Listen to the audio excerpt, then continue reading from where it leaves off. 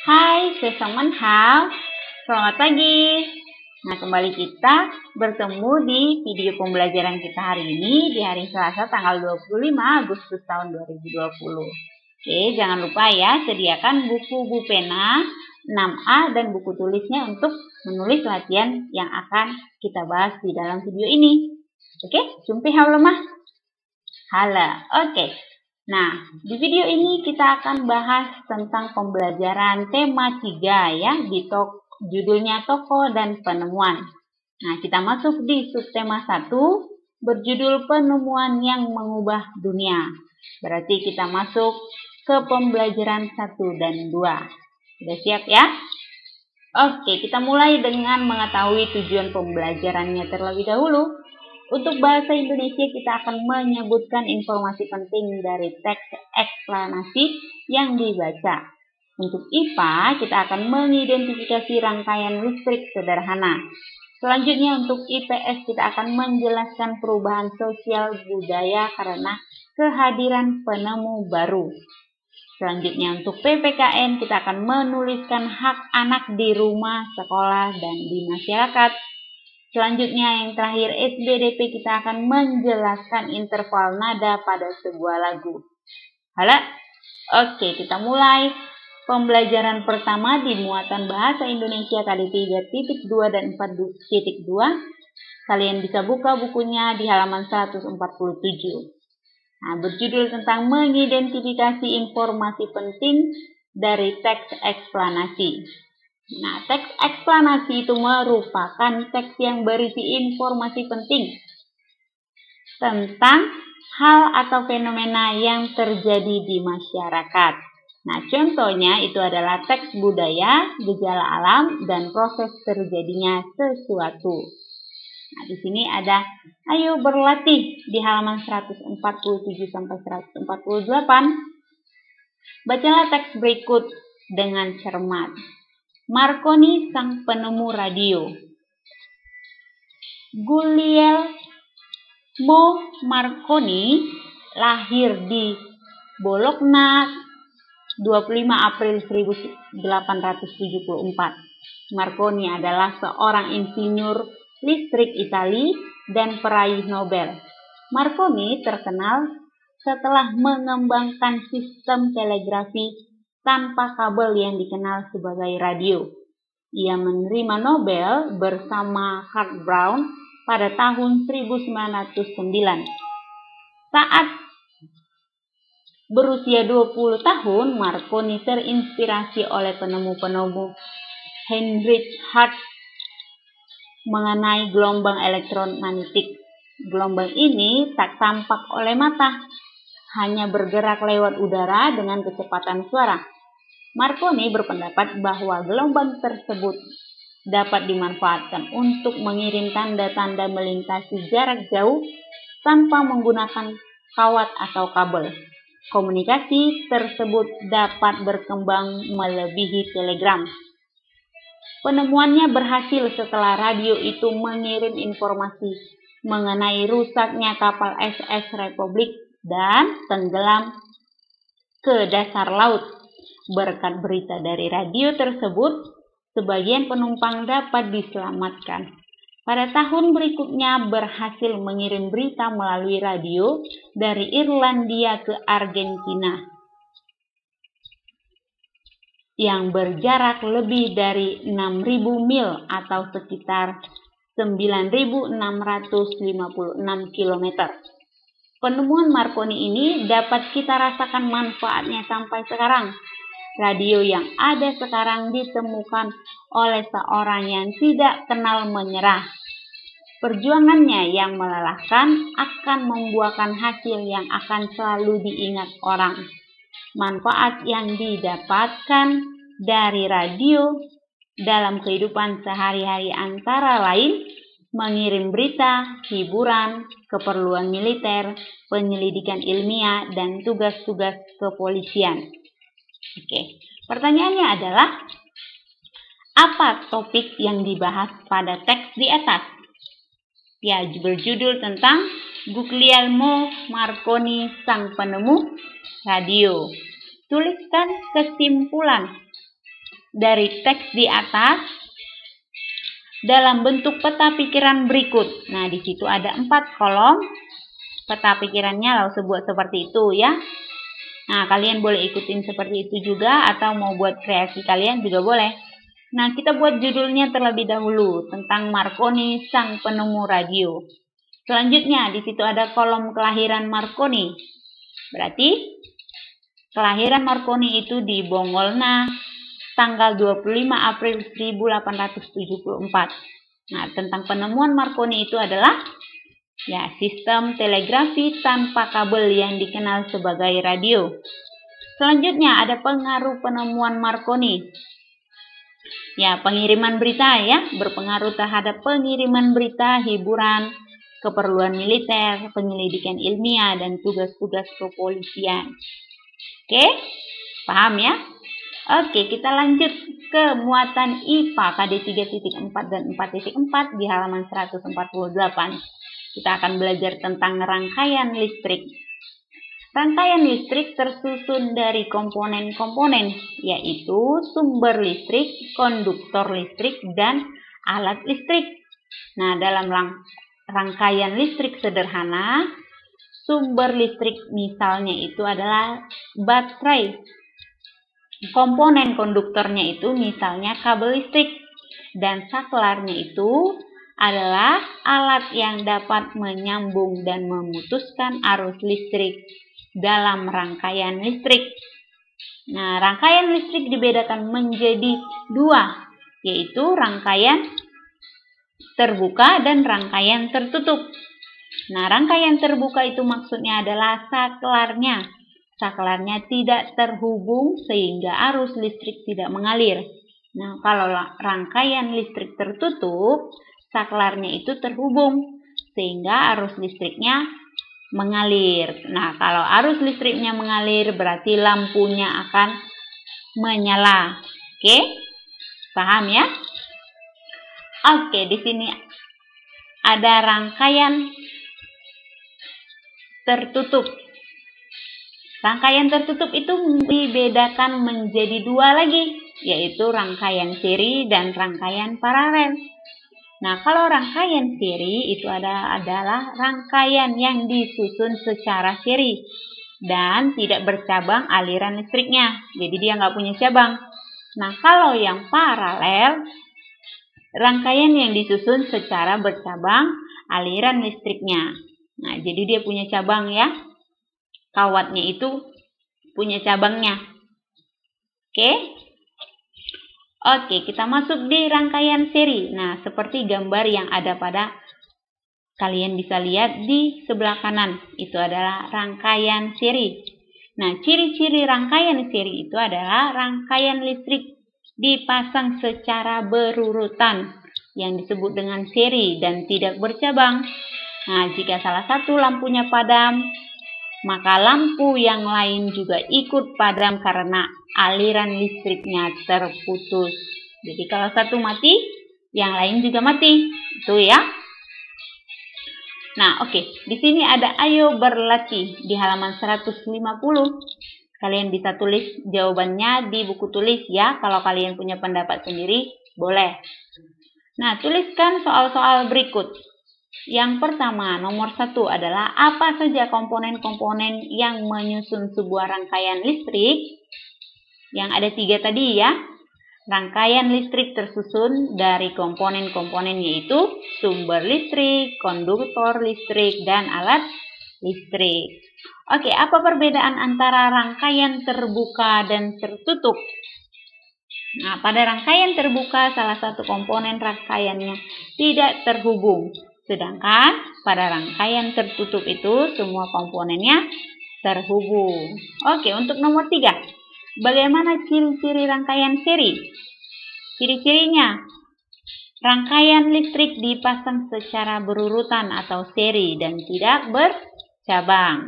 Selanjutnya, jika salah satu lampu padam, lampu lainnya ikut padam karena aliran listriknya terputus.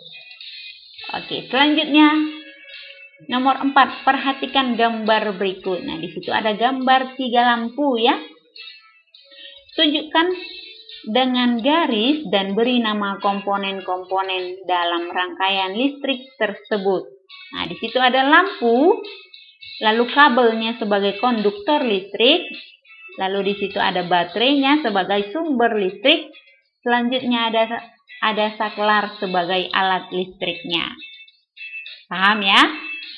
Oke, yang kelima, nomor 5. Apa yang terjadi jika salah satu komponen pada rangkaian seri dihilangkan? Ya, rangkaian listrik tidak akan menyala karena aliran listrik dihilangkan. Oke ya, sudah paham ya? Oke, kita lanjut pembelajaran kita di muatan IPS KD 3.2 halaman 150. Berjudul tentang penemuan baru membawa perubahan sosial budaya di masyarakat. Nah, perubahan sosial budaya merupakan perubahan yang meliputi perilaku, sikap, nilai, dan tata kehidupan masyarakat. Perubahan sosial budaya biasanya terjadi dari kehidupan tradisional menuju kehidupan modern. Salah satu penyebab terjadinya perubahan sosial adalah adanya penemuan baru di masyarakat. Nah, siapa yang kenal dengan penemuan ini? Penemu ini. Ya, dia adalah penemu lampu pijar. Namanya siapa? Thomas Alva Edison ya. Dia penemu lampu pijar. Penemuan tersebut mampu mengubah kehidupan sosial di masyarakat. Ya, apa salah satunya? Nah, kita sudah bisa menikmati cahaya lampu pada malam hari. Nah, orang dulu hanya bisa menikmati lampu teplok. Jadi mereka tidak terlalu terang pada saat malam hari. Tuh ya. Oke, selanjutnya. Di halaman 151 ada ayo berlatih. Kerjakan soal berikut. Nomor 1. Di desa, nenek menggunakan cobek dan ulekan untuk menghaluskan bumbu masakan. Ayah membelikan nenek sebuah blender. Blender adalah salah satu alat untuk melumatkan buah, sayuran, makanan, atau bumbu masakan. Alat ini dapat memudahkan nenek untuk menghaluskan bumbu masakan. Setelah menggunakan blender, kegiatan masakan nenek menjadi lebih mudah dan cepat selesai. Pertanyaannya adalah yang A, bagian A. Bagaimana perubahan sosial budaya yang terjadi dalam cerita di atas? Ya, pada saat nenek menggunakan cobek dan ulekan untuk menghaluskan bumbu masakan. Lalu ayah membelikan nenek sebuah blender sehingga pekerjaan nenek menjadi lebih cepat. Oke, pertanyaan yang B. Apa dampak perubahan sosial tersebut bagi kehidupan nenek? Ya, kegiatan memasak nenek menjadi lebih mudah dan lebih cepat selesai. Mengapa penggunaan blender lebih menguntungkan daripada cobek dan ulekan? Ada yang tahu? Ya, karena blender memudahkan nenek untuk menghaluskan bumbu masakan. Sudah? Oke, kita lanjut dengan nomor 2. Saat ini, sebagian besar masyarakat sudah menggunakan ponsel atau handphone untuk berkirim pesan. Namun, masih ada masyarakat yang menggunakan surat untuk berkomunikasi. Menurutmu, apa yang menyebabkan masih digunakannya surat untuk berkomunikasi? Ya, karena tidak semua manusia memiliki ponsel atau handphone untuk berkomunikasi, khususnya di tempat terpencil. Oke, selanjutnya yang B. Paman Budi masih menggunakan alat tersebut untuk berkirim kabar dengan keluarga di desa. Paman Budi ingin melestarikan budaya berkirim surat. Menurutmu, apakah sikap Paman Budi merupakan penghambat perubahan sosial? Ya, kalau boleh Kalau ada yang bilang iya, boleh. Kalau yang bilang tidak, juga boleh. Tapi tergantung kalian punya alasan ya. Boleh berbeda dengan yang lause jawab saat ini ya. Oke. Nah, yang lause jawab adalah kegiatan yang dilakukan Paman Budi menghambat perubahan sosial karena waktu perjalanan surat sampai ke tujuan akan lebih panjang. Namun, kegiatan tersebut dapat melestarikan keberadaan surat. Sudah? Oke, kita lanjut nomor 3. Perhatikan gambar yang ada di buku halaman 151 ya. Pertanyaannya adalah bagaimana perubahan sosial yang terjadi setelah hadirnya teknologi ya memudahkan manusia dalam berkomunikasi tanpa dibatasi jarak dan waktu. Apakah teknologi tersebut memiliki dampak negatif bagi masyarakat? Jelaskan. Ya, karena manusia menjadi kurang berkomunikasi secara langsung. Itulah kekurangan teknologi ya. Nomor 4. Apa manfaat penemuan baru dalam kehidupanmu? Ya, memudahkan kita sebagai manusia untuk bisa bergerak lebih cepat, lebih mudah, dan lebih baik. Sudah ya? Oke, kita masuk di muatan PPKN KD 3.2 dan 4.2 di halaman 153. Berjudul tentang hak di rumah, sekolah, dan masyarakat. Hak adalah sesuatu yang harus diperoleh setiap orang sejak lahir. Nah, di situ ada gambar yang pertama di situ ada anak perempuan lagi belajar ya. Nah, itu adalah nyaman saat belajar di rumah merupakan hak di rumah. Nah, belajar dengan nyaman di sekolah merupakan hak di sekolah. Selanjutnya, ikut serta dalam kerja bakti merupakan hak di masyarakat. Oke. Nah, di sini ada contoh faktor-faktor yang mempengaruhi penggunaan hak. Contohnya adalah lingkungan rumah. Yang pertama, kemampuan ekonomi keluarga. Yang kedua, aktivitas orang tua. Yang ketiga adalah aktivitas lain di rumah. Selanjutnya, di lingkungan sekolah, itu yang pertama waktu belajar. Yang kedua, waktu bermain. Yang ketiga, aktivitas lain di sekolah. Selanjutnya, untuk di lingkungan masyarakat, itu yang pertama adalah kesadaran masyarakat dalam menjaga kebersihan. Yang kedua, usia, dan yang ketiga, kesadaran masyarakat dalam menjaga keamanan. Oke, di sini ada ayo berlatih di halaman 154. Kerjakan soal-soal berikut. Nomor 1, apa yang kamu ketahui tentang hak? Ya, hak adalah sesuatu yang harus diperoleh setiap orang sejak lahir. Yang kedua, tuliskan masing-masing 2 hak anak di lingkungan rumah, sekolah, dan masyarakat.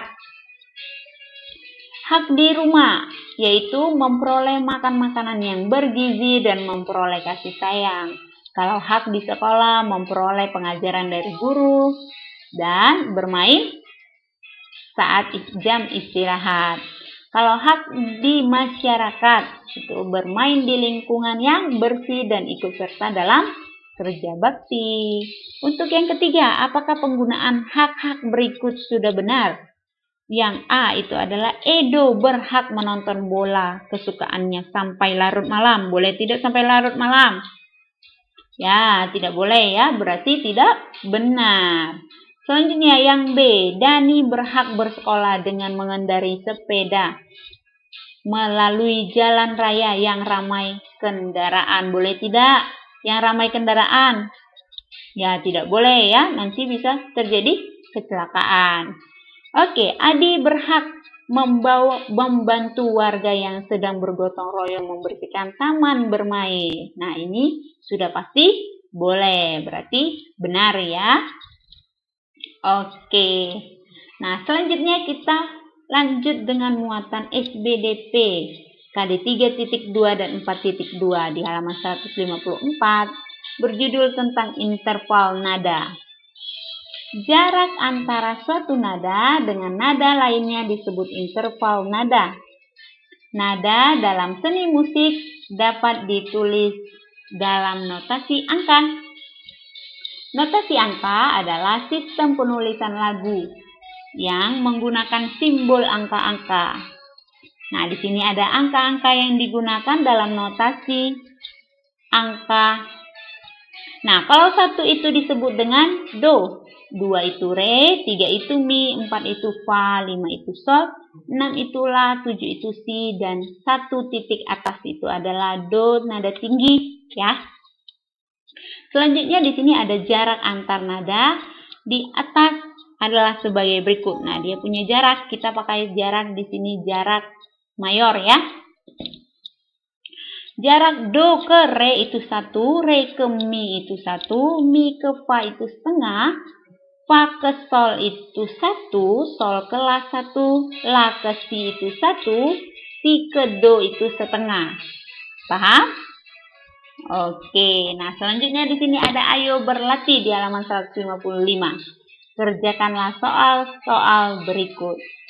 Pertanyaannya adalah nomor 1. Apakah yang kamu ketahui tentang nada? Ya, nada merupakan bunyi yang beraturan serta memiliki tinggi dan rendah yang berbeda-beda. Apakah yang kamu ketahui tentang interval nada? Interval nada merupakan jarak antara satu nada dengan nada yang lain.